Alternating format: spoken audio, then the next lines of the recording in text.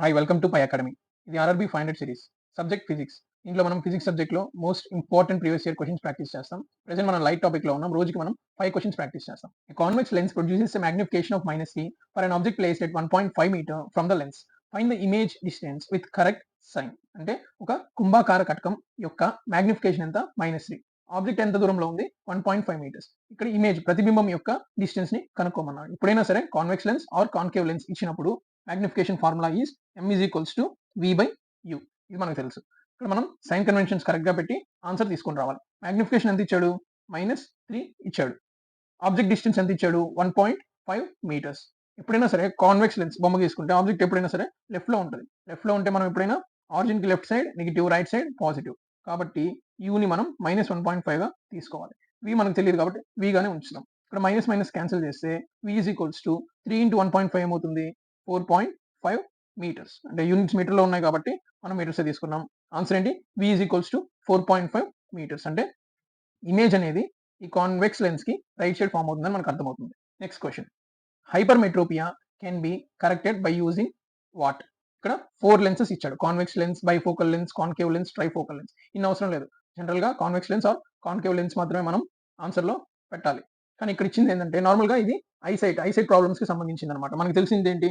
Myopia and hypermetropia. Hypermetropia అంటే మనకి దూరంగా ఉండే బాగా కనపడతాయి, దగ్గరగా ఉండేవి సరిగ్గా కనపడవు. అంటే ఫార్ సైటెడ్నెస్. ఏంటి? Far sightedness. ఫార్ అంటే దూరము, సైటెడ్నెస్ అంటే కనపడుతాయి.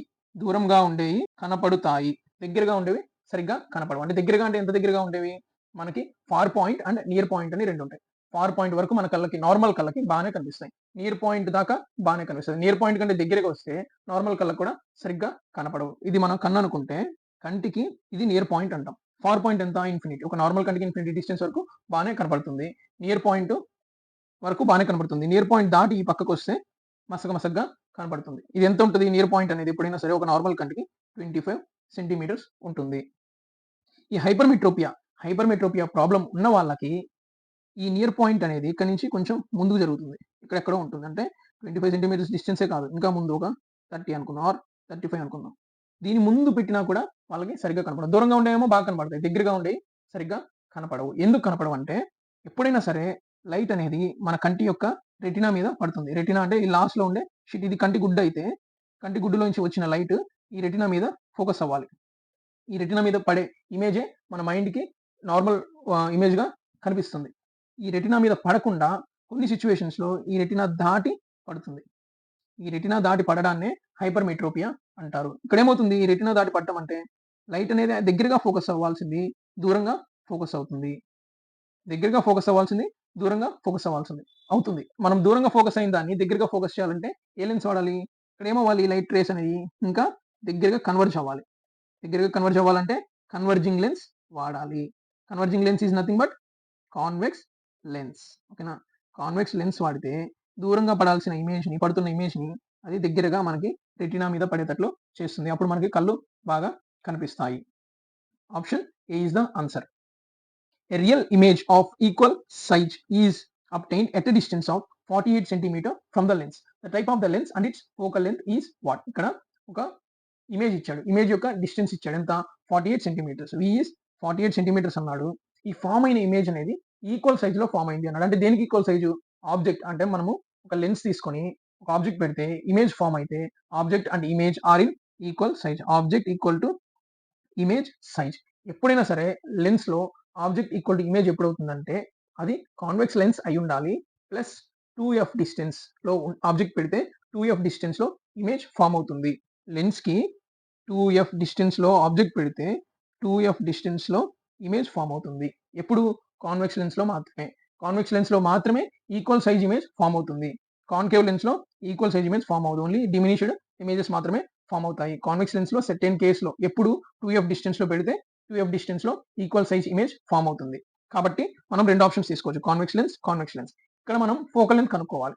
ఆబ్జెక్ట్ ఎక్కడ పెట్టాడు? 48 సెంటీమీటర్స్.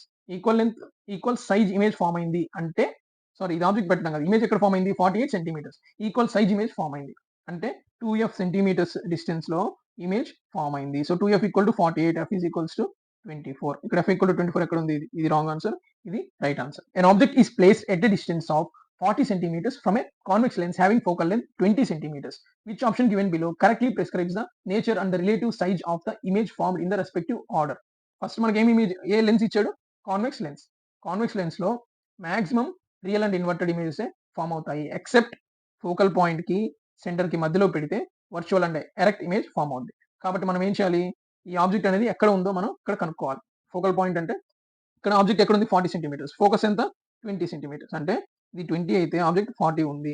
ఖచ్చితంగా ఈ పక్కనే ఉంది కాబట్టి మనకి రియల్ ఇమేజ్ ఫామ్ అవుతుంది. రియల్ ఇమేజ్ ఎప్పుడు ఇన్వర్టెడ్ గానే ఉంటుంది. ఇక్కడ రియల్ అండ్ ఇన్వర్టెడ్ ఎన్ని ఉన్నాయి? B and D are the options. కానీ ఇక్కడ డిమినిష్డ్, ఇక్కడ సేమ్ సైజ్. ఇది ఎట్లా కనుక్కోవాలి? ఫోకల్ లెంత్ 20 ఉంటే ఆబ్జెక్ట్ 40 ఉంది అంటే ఇది ఎంత డిస్టెన్స్?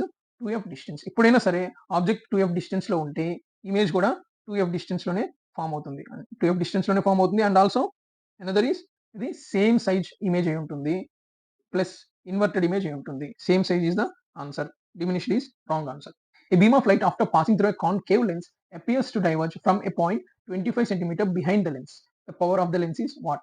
ఏం లేదు, ఒక బీమ్ ఆఫ్ లైట్ అనేది ఒక కాన్కేవ్ లెన్స్ తీసుకుంటే బీమ్ ఆఫ్ లైట్ పాస్ అయితే 25 సెంటీమీటర్స్ నుంచి అది డైవర్జ్ అయినట్లు, ఇక్కడ నుంచి డైవర్జ్ అయింది అనుకుందాం, లైట్ ఇట్లా వచ్చి ఇట్లా డైవర్జ్ అయితే అది ఈ పాయింట్ నుంచి వచ్చినట్లు కనిపిస్తా ఉంది. అంటే ఈ పాయింట్ ఏంది? ఫోకస్. ఫోకల్ లెంత్ ఎంత? 25 సెంటీమీటర్స్. పవర్ ఎంత అన్నాడు? కాన్కేవ్ లెన్స్ కాబట్టి ఖచ్చితంగా negative power or negative focal length ఉంటాయి. రెండు ఆప్షన్స్ ఉన్నాయి. అవి ఏంటి అనేది ఇప్పుడు కనుక్కుందాం. పవర్ కి ఫార్ములా ఏంటి అంటే 1/f. పవర్ యూనిట్స్ ఏంటంటే dioptre or equal to metre inverse. ఇది units are very important to solve our problems. P is equals to 1/f. అప్పుడు పవర్ ఎంత? P is equals to 1/25 centimetres. 1 centimetre అంటే ఎంత? 10⁻² metres. 10⁻² పైకి వెళ్తే 100/25 మీటర్ ఇన్వర్స్ ఈక్వల్ టు 100/25 అంటే ఎంత? 4. Metre inverse అంటే ఏంటి? డి. ఆన్సర్ ఏంటి? 4D. మనకి -4D కాబట్టి ఇది correct answer. D is the correct answer, B is the wrong answer.